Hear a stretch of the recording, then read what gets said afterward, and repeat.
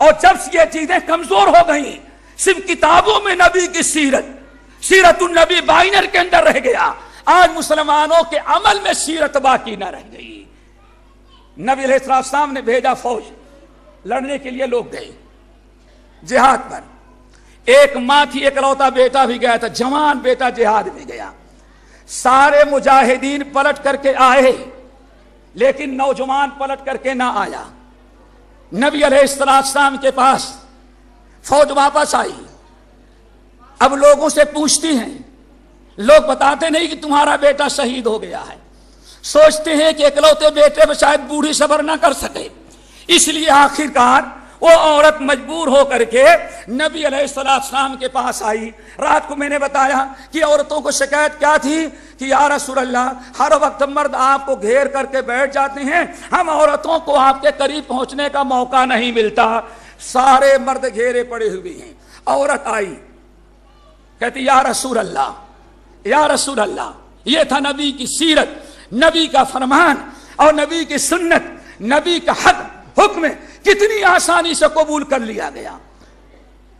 آگے کنارے کھڑی ہوئی، یا رسول اللہ، میرا بیٹا جہاد میں گیا، سارے مجاہدین آ گئے، لیکن میرا بیٹا ابھی تک نہیں پلٹ کر کے آیا، میں نے بہت پوچھنے کی کوشش کی لیکن کوئی بتاتا نہیں۔ تو اس میں بیٹھنے والوں میں کئی قسم کے لوگ ہوتے ہیں، کچھ لوگوں نے کہا یہ بڑی پردہ نشی ہیں، بڑی دیندار بنتی ہیں، چلی آئی نقاب اوڑھی اور چلی آئی مردوں کی مجلس میں نبی علیہ السلام سے پوچھنے کے لیے، ارے گھر میں بیٹھی رہتی کوئی اور آ جاتا پوچھنے کے لیے، اس طرح سے تنزیہ باتیں کیا۔ اللہ اگر ایمان ہو تو ایسا ہو۔ اس خاتون نے نبی علیہ السلام کا سے خطاب کا مخاطب تھی، چھوڑ دیا اور کہا یا ایھا الناس، میرے پردے پر اعتراض کرنے والے مردوں یاد رکھو، کان کھول کر کے سن لو، ملامت نہ کرو، اللہ کی قسم کھا کے کہتی ہوں، فقط تو ابنی وما فقط تو ارضی، بیٹا غائب ہے لیکن میرا حجاب و پردہ غائب نہیں ہے۔ کون ایسے کر سکتا ہے جس کے اندر یہ تینوں چیزیں پائی جائیں؟ لمن کان یرجو اللہ والیوم الآخر وذکر اللہ کثیرا۔ لیکن آج ہمارا معاملہ کیا ہے؟ یہ ہمارے بھائی لوگ بیٹھے ہیں، الاکبر الہ آبادی کہا کرتے تھے، بے پردہ کل جوائی نظر چند بیبیاں، اکبر زبی میں غیرت قومی سے گر گیا، پوچھا تو ان سے آپ کا پردہ ہوا ہو کیا؟ کہنے لگی کہ عقل پہ مردوں کے پڑ گیا، ہمارا پردہ ہمارے بیوقوف شوہروں کے عقل پر چلا گیا کہ کبھی ہمیں ہمارا پردہ ان کو پسند نہیں پڑ رہا ہے۔ میرے بھائیوں، اللہ تعالیٰ سے دعا کرو یہ تینوں چیزیں ہمارے اندر پیدا ہو جائیں۔ سیرت کے معاملے میں نمبر 1 لمن کان یرجو اللہ، اللہ کی رضا، نمبر 2 والیوم الآخر، نمبر 3 وذکر اللہ کثیرا۔ اب آئیں نمبر 3 سیرت پر ہم چلتے ہیں۔ قرآن پاک میں حضرت امام جعفر صادق رحمت اللہ علیہ کے قول کے مطابق امام بخاری رحمت اللہ علیہ نقل کرتے ہیں اور بہت سارے اہل علم کہ ان حضرات کا کہنا یہ تھا، پورے 30 پارے کے قرآن میں سب سے بڑی آیت نبی کی سیرت، نبی کے اخلاق، نبی کے کردار، نبی کے چال چلن کے لیے جس سے بڑی آیت قرآن پاک میں کوئی دوسری نہیں ہے۔ وہ کہتے تھے کہ وہ سورہ اعراف کی آیت ہے، خذ العفو، ہے نا آیت، چھوٹی سے آیت، اور نبی کی پورے 40 سال پوری زندگی کی سیرت، خذ العفو وَأَمُرْ بِالْعُرْفِ وَأَعْرِضْ عَنِ الْجَاهِلِينَ وَإِمَّا يَنزَغَنَّكَ مِنَ الشَّيْطَانِ نَزْغٌ فَاسْتَعِذْ بِاللَّهِ إِنَّهُ سَمِيعٌ عَلِيمٌ۔ بس سب سے بڑی آیت عبداللہ بن زبیر، جعفر صادق، یہ سارے لوگ کہتے ہیں پورے قرآن میں سب سے بڑی آیت نبی کی سیرت، نبی کے اخلاق، نبی کے کیریکٹر، نبی کے کردار، نبی کے چال چلن میں اس سے بڑی کوئی آیت نہیں ہے۔ ویسے آپ لوگ جانتی ہیں نبی کی سیرت حضرت عائشہ سے زیادہ کوئی نہیں جانتی۔ کیا خیال ہے مولانا؟ یہ بھی بڑا کمال ہے. نبی کی سیرت سب سے زیادہ کون جانتی؟ حضرت عائشہ. اسی لیے لوگ حضرت عائشہ سے پوچھنے کے لیے آتے تھے. دسیوں حدیثیں ہیں. آتے کہتے یا عائشہ تو یا اماں کیف کان خلق رسول اللہ. امی جان ذرا بتائیں نبی کے اخلاق کیسے تھے, نبی کی سیرت کیسی تھی. سب سے زیادہ لوگ حضرت عائشہ صدیقہ رضی اللہ تعالیٰ عنہ سے پوچھنے کے لیے آتے تھے. ایک مرتبہ سنن نسائی کی روایت یاد کرو. سنن نسائی کی روایت, سنن کبرا, سغرا نہیں, سنن کبرا, سنن کبرا کی روایت کتاب التفسیر میں. حضرت عائشہ رضی اللہ تعالیٰ عنہ کے پاس کچھ لوگ آئے. کہنے لگے عائشہ امی جان ذرا بتائیں کہ نبی کی سیرت کیا تھی, آپ بتائیں گی؟ حضرت عائشہ رضی اللہ تعالیٰ عنہ نے کہا کان خلقہ القرآن, قرآن پاک ہی پورا نبی کی سیرت ہے. اگر تم نبی کی سیرت چاہتے ہو تو سیرت کی کتابوں سے پہلے قرآن پڑھ لو, نبی کی ساری سیرت تمہیں معلوم ہو جائے گی. پھر انہوں نے کہا اگر بطور مثال کے سننا چاہتے ہو کہ نبی کی سیرت کیا تھی تو میں نے کہا قرآن, اور اگر سننا چاہتے ہو تو سنو. پھر پڑھتی ہیں بسم اللہ الرحمن الرحیم قد افلح المؤمنون الذین هم فی صلاتهم خاشعون والذین هم عن اللغو معرضون والذین هم للزکاة فاعلون والذین هم لفروجهم حافظون الا على ازواجهم او ما ملكت ایمانهم فإنهم غیر ملومین فمن ابتغى وراء ذلك فأولئك هم العادون والذین هم لأماناتهم وعهدهم راعون والذین هم على صلواتهم يحافظون أولئك هم الوارثون الذین يرثون الفردوس هم فيها خالدون. میری ماں اور بہنوں اور ہم اپنے عزیز بھائیوں سے کہتے ہیں کس قدر نبی علیہ حضرت عائشہ رضی اللہ تعالیٰ کا یہ نبی کی سیرت ہے. ہم سے نہ پوچھو, قرآن پڑھو. سورۃ المؤمنون کی ابتدائی آیات کو پڑھیں اور کہا یہ نبی کی سیرت تھی. اس میں 7 چیزیں بیان کی گئی ہیں. نمبر 1, اب یہ پتہ نہیں 7 میں سے کتنی ہمارے اندر پائی جاتی ہیں, ذرا گنتے جاؤ پھر شمار کرو. نمبر 1 قد افلح المؤمنون الذین هم فی صلاتهم, کامیاب ہوئے وہ مومنین جو نماز پڑھتے ہیں تو نمازوں میں خشوع. اور ہماری نمازیں کیسی ہیں؟ جو سر بسجدہ ہوا کبھی تو زمین سے آنے لگی صدا, تیرا دل تو صنم آشنا, تجھے کیا ملے گا نماز میں. 24 گھنٹے جو یاد نہ ہو نیت باندھ لو سب یاد آ جاتی ہے. ہماری نمازیں تو یہ ہیں, اگر امام 3 رکعت پر سلام پھیر دے تو مقتدی سوچے چلو اچھا ہوا جلدی نماز ختم ہو گئی. یہ شاید خیال نہیں ہوگا کہ 3 ہی رکعت پڑھا امام بھول گیا. حالت یہ ہوگی, تجربہ ہوگا مسجدوں میں, مشکل سے 2-1 آدمی امام اور مقتدی میں اختلاف ہو جائے تو مقتدی کی گواہی دینے والا کوئی جلدی نہیں ملتا. ہماری نمازیں اللہ اکبر کیسی نمازیں ہوتی تھیں, خشوع خضوع والی ہو.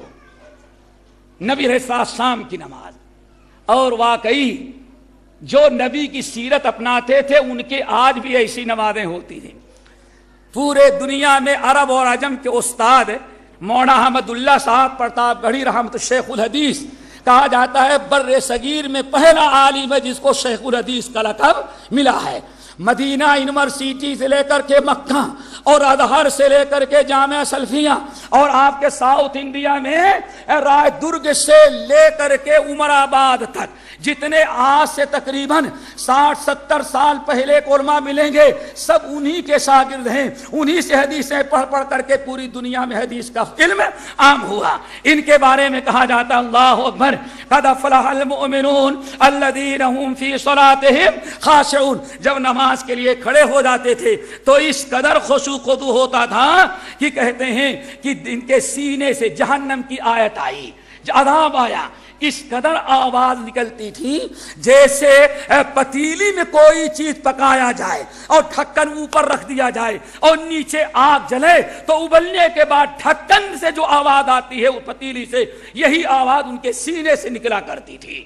مولانا عبد الجبار غزنوی رحمت اللہ علیہ اور بہت سارے لوگ، بات لمبی ہوتی جا رہی ہے، بتانا چاہتا ہوں دوستو، نماز ہو خشوع خضوع کی، یہ نبی علیہ السلام کی نماز تھی۔ نمبر 2، والذین هم عن اللغو معرضون، دوسری سیرت آپ کی کیا تھی؟ ہمیشہ لغو و باطل بیکار چیزوں سے بچتے تھے۔ نمبر 3، والذین هم للزکاۃ فاعلون، وہ زکات دینے والے تھے، اپنے آپ کو، اپنے مال کو پاک کرنے والے تھے۔ نمبر 4، والذین هم لفروجہم حافظون، اپنی عزت کو بچانے والے تھے، اپنے عفت اور ناموس کی قدر کرنے والے تھے، کبھی انہوں نے حرام کاری کے اندر وقت نہ لگایا۔ اور اسی طرح سے آگے اللہ نے ارشاد فرمایا، بہت ساری چیزیں ہیں، یہ 7 چیزوں میں سے بہرحال آپ حضرات کے سامنے آیات ہیں، جا کے قرآن کھولیں اور پڑھیں۔ نماز ہے، 2 مرتبہ نماز کا تذکرہ ہے، امانت کی حفاظت ہے، وعدے کا پورا کرنا ہے، یہ ساری چیزیں جو ہیں اللہ کے نبی کی سیرت میں آتی ہیں۔ اسی لیے جو آیت میں نے پڑھی سب سے بڑی کیا ہے سورہ اعراف کی؟ خذ العفو وامر بالعرف واعرض عن الجاہلین۔ اے نبی خذ خذ العفو، اے نبی آپ معاف کر دیا کریں، کبھی کسی سے بدلہ نہ لیں۔ یہ ہے میرے بہنوں نبی کی سیرت۔ خذ العفو، معاف کریں، وامر بالمعروف بالعرف، ہمیشہ نیکی کا حکم دیں، واعرض عن الجاہلین، اور ہمیشہ آپ نادانی کرنے والوں کے نادانی سے آپ اعراض کریں، آپ نادانوں کے منہ نہ لگیں۔ اب آئیں ذرا 2 مثالیں دیتے ہیں۔ 3 چیزیں ہیں، اگر یہی تینوں چیزیں سیرت کی آ گئی تو سمجھو بہت کچھ ہمارے اندر سدھار آ گیا۔ پہلی چیز کیا ہے دوستو؟ خذ العفو، آپ کے ساتھ کوئی زیادتی کرے تو انتقام نہ لیں بلکہ اس کو معاف کر دیں۔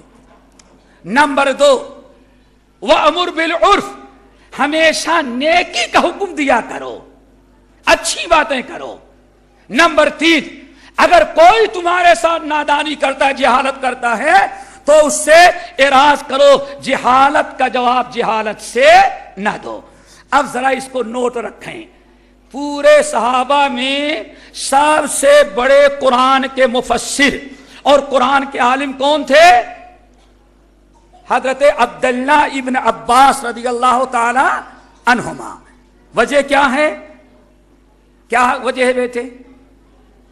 کیوں؟ اتنے صحابہ میں سب سے بڑے عالم، سب سے چھوٹا بچہ، چھوٹا صحابی عبداللہ بن عباس بن گئے۔ اس کی وجہ کیا ہے؟ اس کی وجہ یہ ہے کہ ایک دن، حدیث بڑی طویل، ایک دن نبی علیہ السلام کے ہاں سوئے تھے۔ نبی علیہ السلام حمام میں گئے۔ اس زمانے میں نل نہیں لگا رہتا تھا، لوٹے میں پانی لے کر کے آدمی جاتا تھا۔ نبی علیہ السلام قضائے حاجت کے لیے اندر گئے، باہر نکلے تو دیکھا کہ لوٹے میں پانی بھر کے رکھا ہے۔ ہماری تعلیمات غور سے ذرا سنیں، کسی کو علم آتا کہاں سے، علم میں برکت کہاں سے ہوتی ہے، اللہ علم دیتا کب ہے، یہ بڑی کام کی چیز ہے۔ نبی علیہ السلام نکلے تو دیکھا کہ پانی باہر رکھا ہوا ہے۔